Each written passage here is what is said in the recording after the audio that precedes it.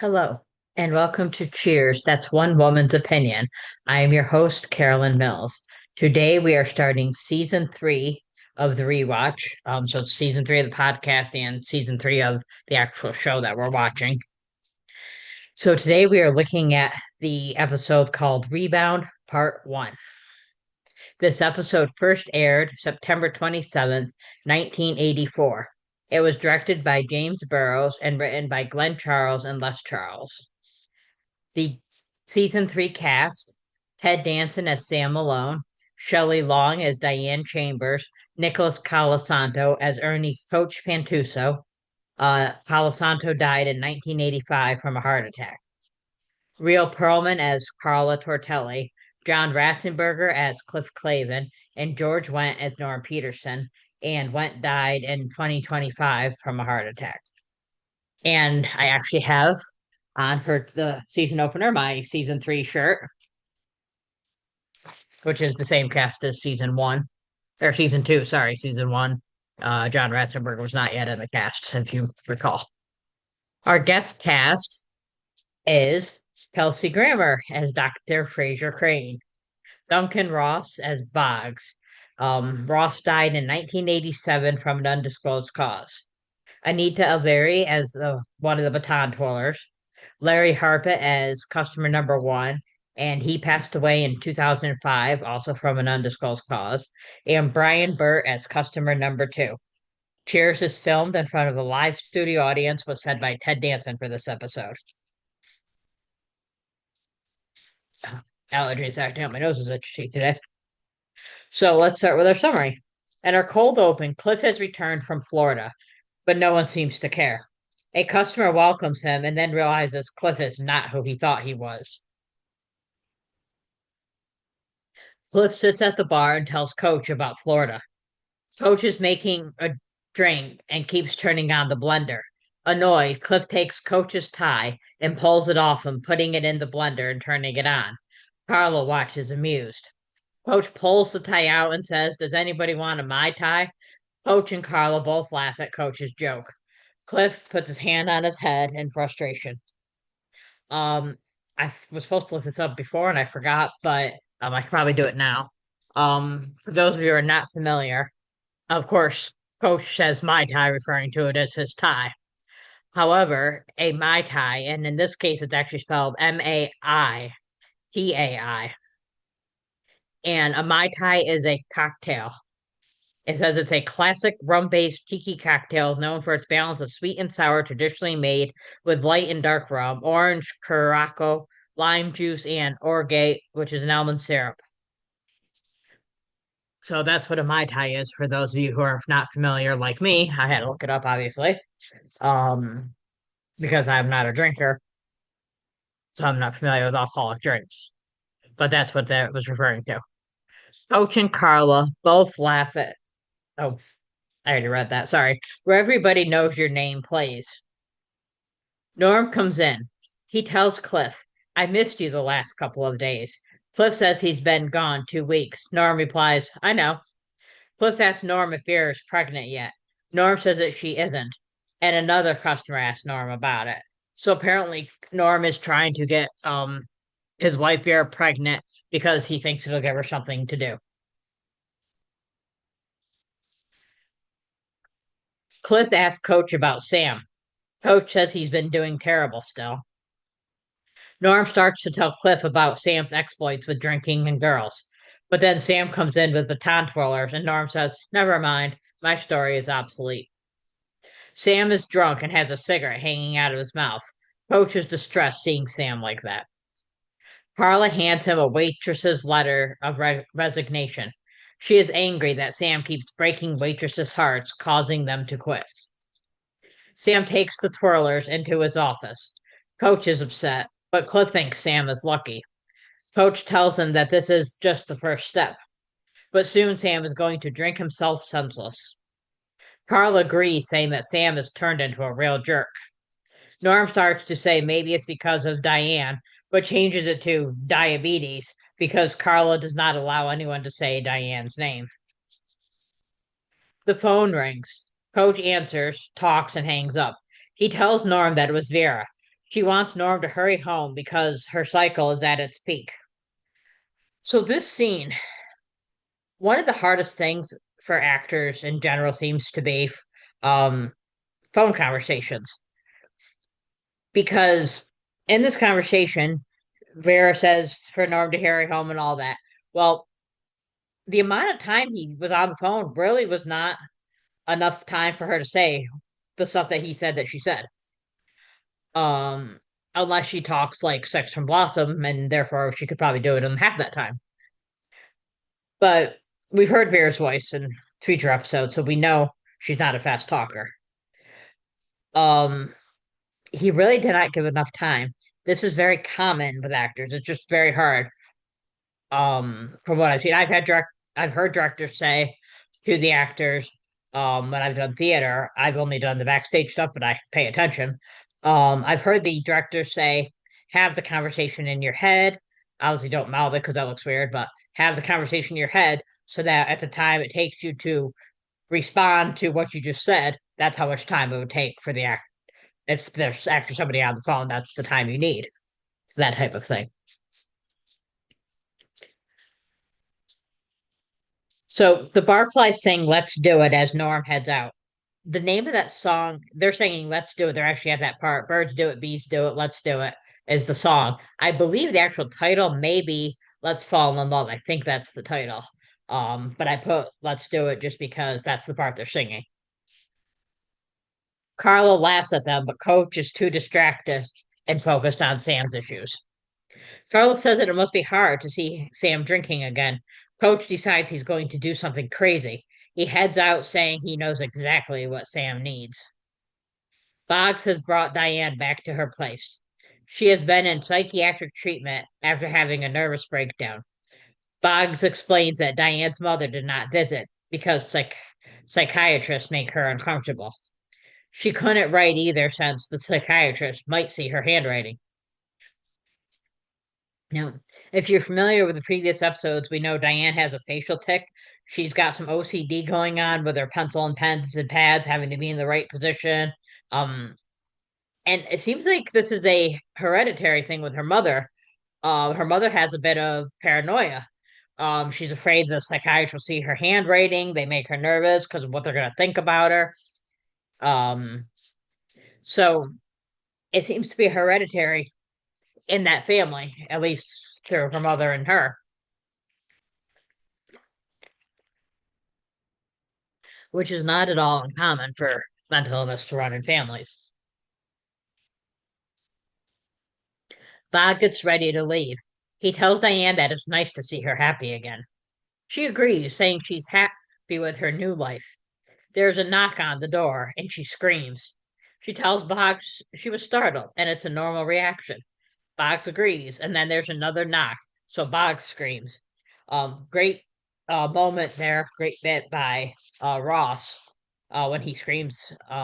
He the one that plays Boggs when he screams, he's like that, like the high pitched scream, kind of like Diane had.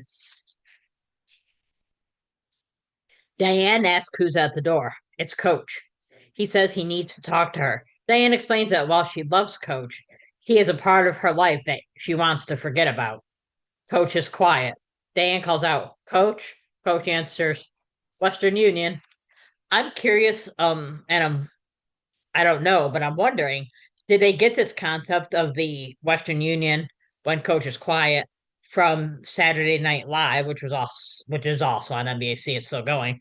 But the original cast with Chevy Chase had a character many of you probably know that Chevy Chase played called Land Shark.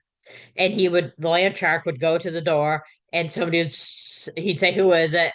Um, and sometimes he would actually say land shark, but sometimes he wanted to fool the people because they wouldn't open the door, and he'd be like, Western Union, ma'am. The person, usually was a woman, would open the door, and then the land shark would then eat the person. Obviously, Coach wasn't trying to eat somebody, but the whole concept of pretending to be Western Union to get you to open the door, that's, I'm thinking, maybe where they got it from, but I'm not sure. Diane tells Boggs, This was a man I could never resist, as she opens the door. Coach apologizes for fooling her.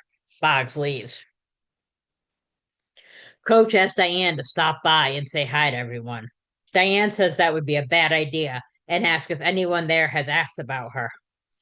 Coach explains that Carla won't let them. Diane tells Coach that she will never return to the bar. And the whole time they're talking, she's unable to say Sam's name, which is also a good thing. Oh, good bit there. Coach says that Diane is his last chance because Sam is boozing again.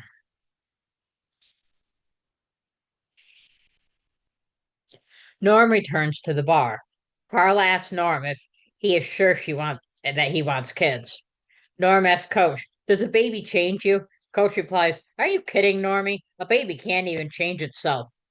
Another great line with the innocence of Coach not ever getting anything. Sam comes staggering out of the office. He asks them what day it is. Coach tells him Friday. Sam tells him that he's leaving. Coach tells him that he can't leave because a friend of his is stopping by. Then he adds it's one of Sam's old girlfriends. Sam says that he hopes it's one of the wild ones, adding, "They're all wild." Coach tells him, "They're not all wild." Carla tells Coach, if you're talking about the stick, I'm going to pull your lower lip over your head like a cabbage leaf." And as she's saying, she rips his tie off because he has a clip on tie. And Sam picks it up, clips it back on his shirt. He tells her that Diane said she was never returning. Coach explains she might because he already asked her to. Sam says, "You what?" And he pulls the tie off and drops it on the ground. And Coach puts it back on. Sam tells him, hold that thought. I've had my allergies act up and my throat goes faster. Sam tells him, "We don't want to see Diane Chambers." Coach rips his own tie off, throws it on the ground as he yells, "Well, you're going to have to see her." Such a good bit with the tie coming on and off because it's clip on. So every time they grab it, like people want to be tough or whatever, they grab the tie like I'm gonna shake you type thing. Well, only his tie comes off, so it does no good. And then he does it himself. So great. Carla goes on about Diane coming as Diane arrives. Sam tells Carla to stay out of it. Diane says she stopped in to see how everyone is doing. Cliff tells her, "I just got back from Florida." Sam tries to tell her that he's doing well, but Coach gets upset and says, "You've been boozing with two hands ever since she walked out on you." Sam calls them crazy. He adds that his drinking has nothing to do with Diane Chambers. The gang responds, "Nothing." And then he tells them they're wrong. They respond, "Sorry." Sam says he's drinking to celebrate, and they respond, "Celebrating." Another good bit that every time Sam says something, they respond with that last word, trying to kind of, well, you know how the Cheers butterflies are. They're basically sucking up to Sam. Diane says she celebrates two birthdays, one for the day she was born and the other for the day she walked out of the bar. They argue, but Diane says she came to help, not to argue. She tells Sam that she wants him to talk to a friend of hers. She says she met him at a Santa vacation. So on this part, I'm not quite sure what the Santa part stands for. Um, because in my mind I'm thinking like an insane asylum, that would be in Santa. So I'm not sure. So if anybody knows, as you know, I give the context and all that jazz at the end, plus the comments and all that. So if anybody knows what the Sandy part stands for, the actual word, I mean, I know where she was, but what does that word mean? That would be appreciated if you could tell me that. Carla tells Sam she was locked up in a home for the silly in Connecticut for 3 months. Diane said she wasn't locked up and then asked Carla how she knew. Carla said she had a cousin who's a private detective. Sam laughs, and Diane says that she did not get treatment because of Sam. Sam insists that his drinking is not a problem this time. Very common with addicts, both alcoholics and drugs, any kind of addict, when they relapse. And they try to convince themselves, as well as everybody else, that this time it's under control. I was a substance abuse counselor for about a year. little over actually. If you count my practicum was almost 2 years. Um, so I did that for a while. Coach asked him to talk to Diane's friend. Even Carla wants him to talk to the doctor. Diane tells Sam that his friends are trying to tell him something. Sam says Coach got everyone to gang up on him. Another common thing with addicts when they relapse, or using in general, they want to pin the blame on everybody else. Sam does not want to admit he has a problem, so instead it's Coach having the problem and trying to ruin his life, basically. Diane tells Sam that he is refusing to see the doctor because he's afraid she is right and he cannot stand for her to be right. She tells him he's scared. So Sam, to prove that he's not, reluctantly agrees to see Diane's doctor. He tells Diane to have him drop by. Diane says, why not say hi to him now? Fraser pops up and says, hello, Sam. Sam is startled and calls the situation weird. Fraser introduces himself as Dr. Fraser Crane. Fraser suggests that he and Sam get a coffee and talk. Sam says he will get an Irish coffee, but he wants to freshen up first. Fraser responds, fine. Sam tells Diane she is really back for someone who said they would never come back. She assures him that it's a one-time visit. Sam tells Coach that Diane is in love. He goes back into his office. Um, yeah, Sam thinks that Diane is still harboring feelings for him, and he believes that's why she came back. Coach sees Diane and Fraser together. Diane tells Fraser she loves him. So I gave this episode 4 out of 5 beer nuts. Kelsey Grammer's first appearance was one of the greatest entrances of a new character. The way he just popped up and startled Sam. And Grammer, of course, was born to play Fraser Crane, which we see by the fact he's played the character for over 20 years. Also, Coach's reactions to Sam's drinking. Nicholas Calasanto did such a great job. Calasanto himself was a recovering alcoholic.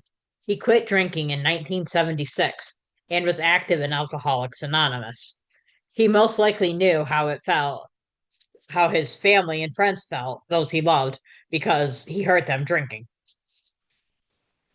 So, of course, the MVP went to Nicholas Calasanto. Yeah, he just does such a phenomenal job, like kind of tuning everybody else out when they're making comments that are even funny, which even for an actor can be hard because sometimes it's hard when something's funny not to laugh because that's your instinct, but because you're not in that mode, you're. Um, but he does such a great job. Even when he goes back to Diane, you hear the hurt in his voice when he's begging her, please come back, you're my last hope. Um, So yeah, I gave that to Nicholas Calasanto. The best dressed for this episode, I gave to Sam Malone, which you'll see in just a second here. So I really like this outfit that he's got on that you can see right here. Um, I really like these jackets. That was a great thing in the 80s. And I kind of like the hat too. I think it's a fedora, but I'm not sure. So I gave that to Sam Malone, best dress, sorry. And our Grand Slam line between Norm and Sam. Norm says, don't get defensive, but maybe you are drinking a little more than you should. So are you. I already have a mother, lush face. And our on baseline, Sam is laughing. This is between Sam and Diane. After Carla's told him that she's been in a Santa vacation thing there. Treatment. Sam is laughing. What are you laughing at? Well, I had a lot of women get depressed when they left me, but I never had one go. Here's a little known fact. Nicholas Calasanto was very sick at this point. You can see he has lost a lot of weight already. If you like this episode, as always, please like, subscribe, comment, follow, etc. And you can join our Facebook group. Cheers, that's One Woman's Opinion. Follow us on Instagram at Cheers One Woman's Opinion Podcast. Follow us on Twitter X at One Woman Opinion. You can follow the Reddit subgroup Cheers Rewatch Podcast. And as always, feel free to like and comment. I mean, not like and comment, sorry, to send comments and questions, etc. to Cheers One Woman's Opinion podcast at gmail.com. Next week, we'll be looking at season 3, episode 2, Rebound Part 2. And that's One Woman's Opinion.